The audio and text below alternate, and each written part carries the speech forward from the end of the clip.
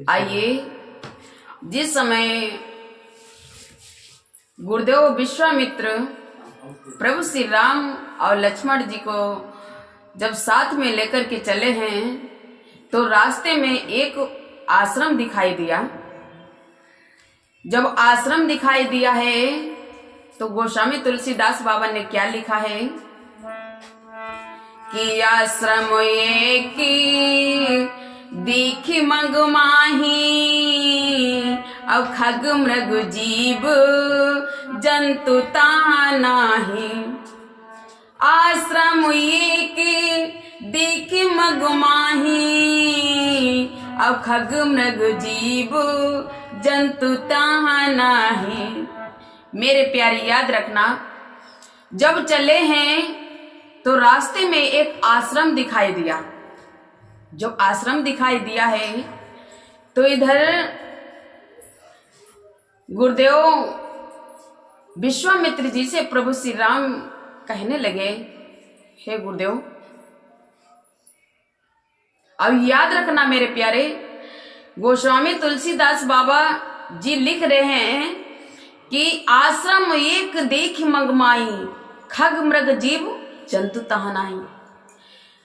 अरे मेरे प्यारे, वो आश्रम ही कैसा, जब जिस आश्रम पे खग मृग जीव जंतु पेड़ पौधे कुछ भी नहीं है तो ये आश्रम कैसा है।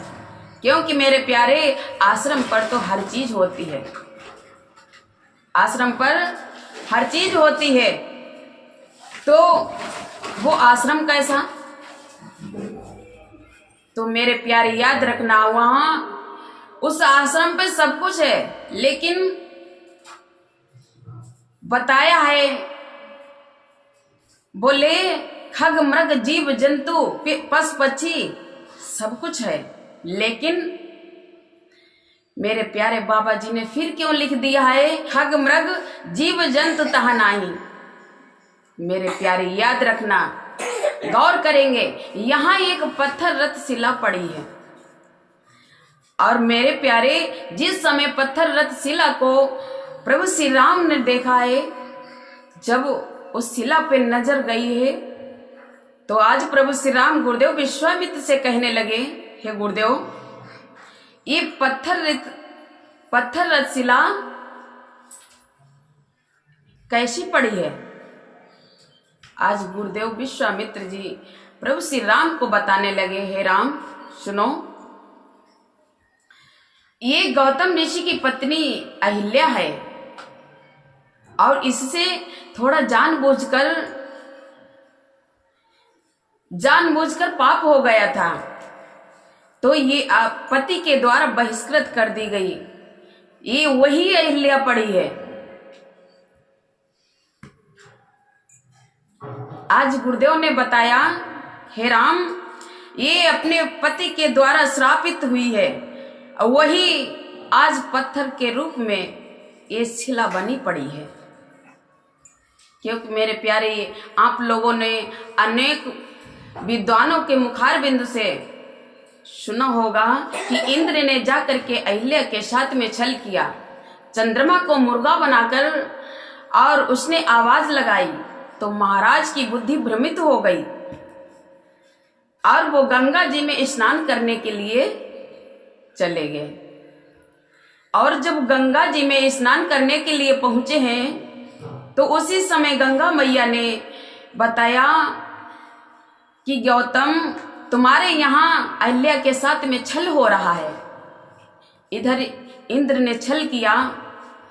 और याद रखना भक्तों, अहिल्या कोई साधारण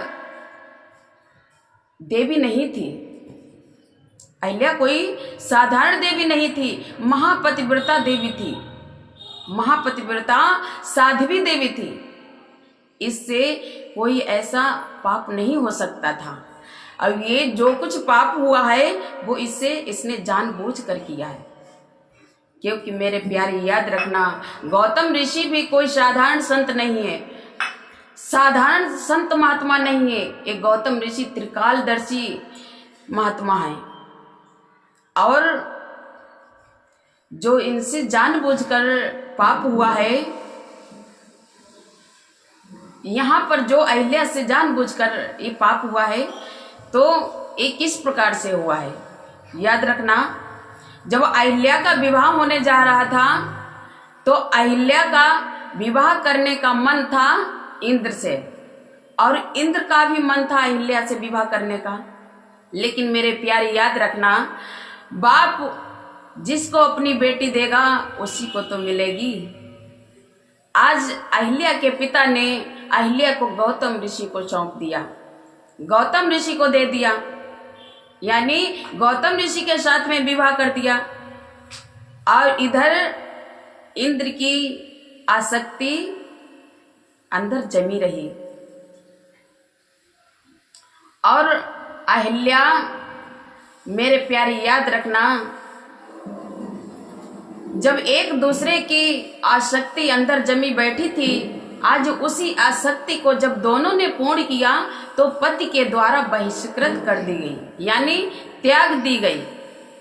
आज वही अहिल्या पत्थर बनी पड़ी है। आज प्रभु श्री राम को गुरुदेव विश्वामित्र बताने लगे।